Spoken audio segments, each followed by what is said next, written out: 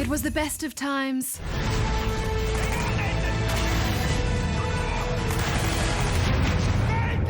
It was the worst of times. Zink! It was the age of wisdom. It was the age of foolishness. I'm not scared of this yet because I haven't really run into you. Why did you hide in the cupboard?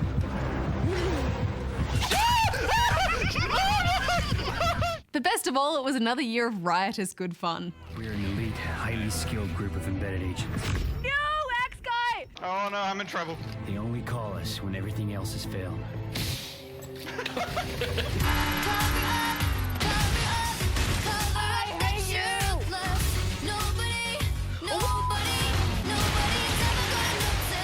Oh wow, what happened? Oh no!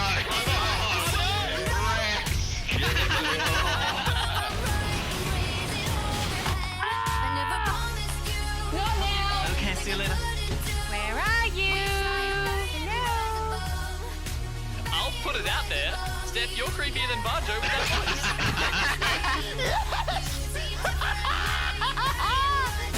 He's got a ball!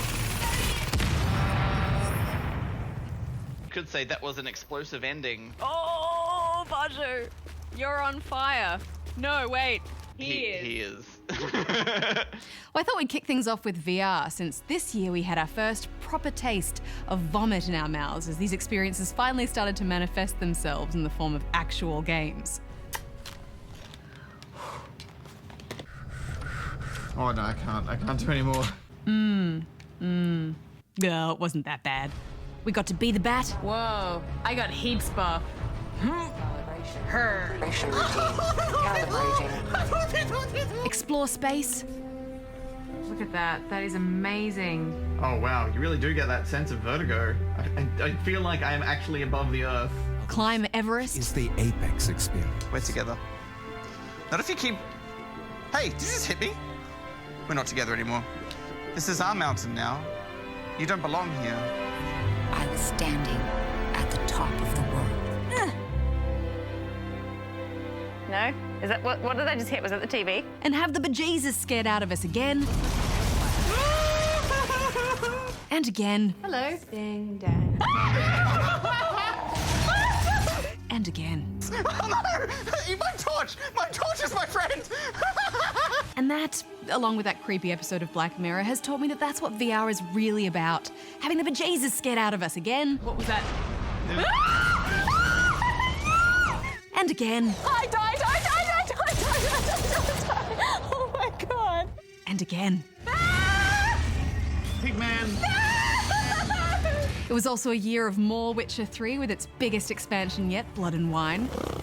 Faster, brave kid, Guillaume. I mean, if this is not the game that just keeps on giving, I don't know what is. Right, Geralt. Let's sum up what we know so far.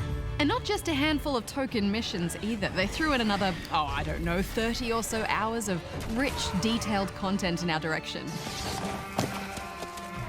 Bliss. It was also a year in which game launch timing was crucial.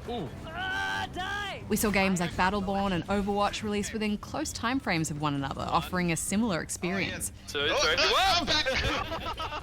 And while the slick Blizzard juggernaut proved the victor, I also want to acknowledge what Battleborn tried to do with its spin on the team-based shooter. With tower defense elements to mix up the action on the field and a unique animation style, it aimed to forge its own path. Turret building time. Do not fear the dark. In the end though, Overwatch's near flawless design and well-balanced cast of stellar heroes meant that it was ultimately the one we stuck with. And Battleborn sadly slipped into the past. The lead up to Christmas also gave us 3 brilliant shooters, and again, timing can play a crucial role in whether these games find success. Titanfall 2 was easily my favourite shooter of the year. Those masterfully designed levels filled with platforming puzzles and teleporting through time, and huge mech-on-mech Titan battles. What a ride! Not to mention my new best friend, BT7274. Got you. Hashtag BFFs for life. He was one of my favourite characters this year. But sandwiched between the release of Battlefield and COD, it just didn't get the recognition it deserved. That is why you cannot win. Well, let's talk indies, because they always make up a decent chunk of some of the finest gaming experiences of the year. That Dragon Cancer was one family's story about not only their struggles with their child's disease, but their own faith in the face of such heartbreaking struggle. Although a little clunky in its design, it was one of the most deeply personal and powerful journeys I've been on to date. And yet again proved how choosing to share experiences like this through the medium of video games can be so uniquely affecting. My default assumption is that my thoughts and passions and loves and the stuff of my being are insignificant. Abzu, a spiritual successor to one of my all-time favourite games, Journey, took us to the depths of the ocean to uncover the mysteries of a lost city, carried by the glorious musical composition of Austin Wintory.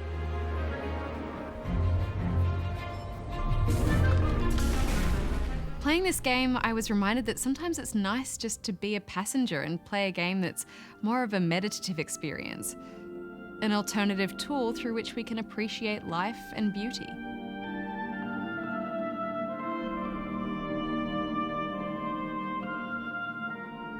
In contrast, Inside, following in the footsteps of Limbo, made us feel things that I'm not quite sure we were ready to feel.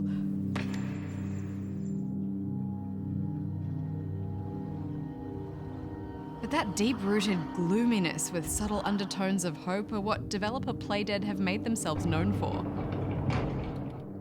But this year's indie winner for me was easily Firewatch. Perched high in a watchtower in the middle of a nature park, we're left to not only discover the mysteries of the forest and the rangers who kept watch over it before you, but also the reasons why your character, Henry, has chosen this life of isolation. When storytelling is told in such a unique way through the developing relationship of two characters, the result for me is not only powerful, but filled with the kind of depth and maturity that I seek from games now. It was easy to see why it grabbed so many people and refused to let go. You got to know Brian a little bit? Yeah, I talked to him way more than I talked to Ned, that's for sure. How was he at, spotting fires? Better than you. He actually liked to stay in the tower. I will talk briefly about arguably the year's biggest disappointment, No Man's Sky. Multi-tool inlining laser attachment operational. We all wanted to love it, we really did. When our disc copies arrived in the office, they came with an almost desperate plea from the game's creator, that we might understand the difficulty and the torment that he went through trying to have his game live up to expectations. And while I did enjoy my time exploring new, procedurally generated worlds, a lack of direction and substance meant it was sadly short-lived.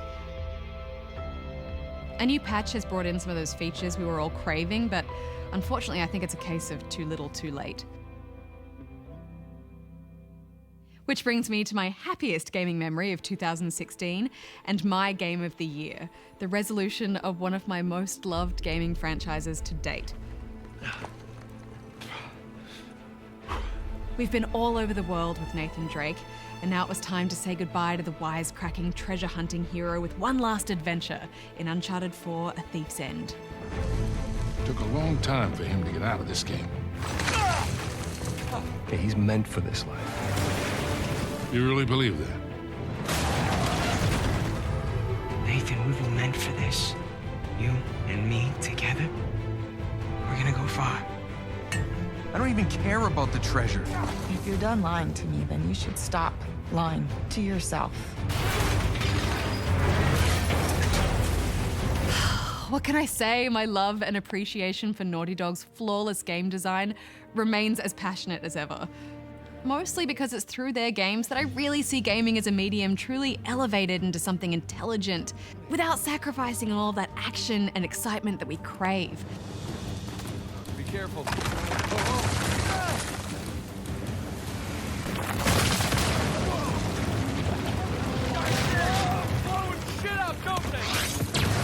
The storytelling in this final chapter was, of course, superb. The action as nail-biting as ever. But truly, it was the motion capture and the subtle performances of the actors and the developers' attention to bringing these human interactions to the forefront that really made this such an achievement, I think. Thanks for saving me. Again. I almost didn't this time. Not only was Uncharted 4 the most wonderful blend of narrative and glorious gameplay, but it ended a 9-year love affair with this franchise more perfectly than I could have ever hoped for. And now it sits nestled in my heart with nothing but the fondest of memories. And remastered on my shelf, just waiting for me to pick it up and start the adventure all over again.